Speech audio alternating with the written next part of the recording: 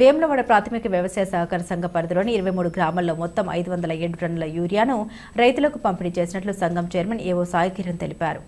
వేములవాడలో 182 టన్నులు, నూకలమరిలో 51 టన్నులు, వట్టెంలలో 145 టన్నులు, చెక్కపల్లిలో 129 టన్నులు గోదాములలో దింపి రైతులకు ఇబ్బంది కలగకుండా స్థానికంగా పంపిణీ చేసినట్లు వివరించారు. రైతుల అవసరాలను దృష్టిలో ఉంచుకుని అదనంగా మరో 200 టన్నుల యూరియాను తెప్పిస్తున్నట్లు ఆయన తెలిపారు. యూరియా కొరతపై రైతులు ఆందోళన చెందవద్దని, సమయానికి ఎరువులు అందుబాటులో ఉంటాయని భరోసా ఇచ్చారు.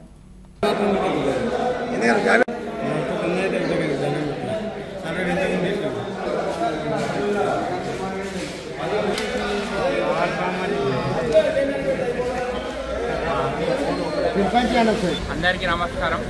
నా పేరు సాయి కిరణ్. నేను మండల వ్యవసాయాధికారి వేములవాడలో పనిచేస్తున్నాను.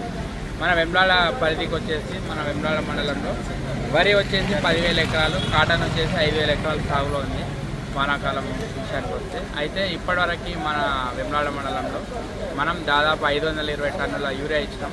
మన వేములవాడ పరిధిలో చెక్కపల్లి ఉంది, వట్టెంలో ఉంది, నూకలమరి ఉంది. ప్రతి పాయింట్లలో కూడా మనం యూరియా ఇవ్వడం జరిగింది. అయితే నిన్న రాత్రి మనకు 20 టన్నుల యూరియా తెప్పించినాం. అంటే దాదాపు 450 బస్తాలు వచ్చినాయి. ఇప్పటివరకు ఒక 300 బస్తాలు రైతులకు ఇచ్చినాం. ఇప్పుడు రైతులకి ఏంటంటే ఎకరం లెక్క, ఎకరం 1 ఎకరం ఉందా 2 ఎకరాలు ఉందా అవన్నీ జిరాకులు తీసుకొని ఎవరికి ఆందోళన చెందకుండా అందరికీ అందే విధంగా వచ్చిన రైతులు ఎవరు మళ్ళీపోకుండా, పెద్ద రైతులు ఉన్నా కూడా వాళ్ళకు కొన్ని లిమిట్ పెట్టుకొని ప్రతి ఒక్క రైతుకు, సొసైటీకి వచ్చిన ప్రతి ఒక్క రైతుకు అందే విధంగా మేము ఇవ్వడం జరుగుతుంది. ఇంకొక విషయం ఏంటంటే రానున్న 2 రోజులలో మన గౌరవనీయులు మన ఆదిత్యనన్న ద్వారా మనం యూరియా తెప్పిస్తున్నాం. ఇంకొక 40-50 టన్నుల యూరియా వస్తుంది. కాబట్టి రైతులు ఎవరు ఆందోళన చెందొద్దని మేము అధికారుల తరఫున, మన జిల్లా యంత్రాంగం తరఫున మేము చెప్తున్నాం. ఇంకొక విషయం ఏంటంటే రేపు మన సొసైటీలో నానో యూరియాని కూడా మనం తెప్పిస్తున్నాం. నానో యూరియా అది ఇప్పుడు వరిలో కానీ పత్తిలో కానీ పిచికారీ చేయొచ్చు.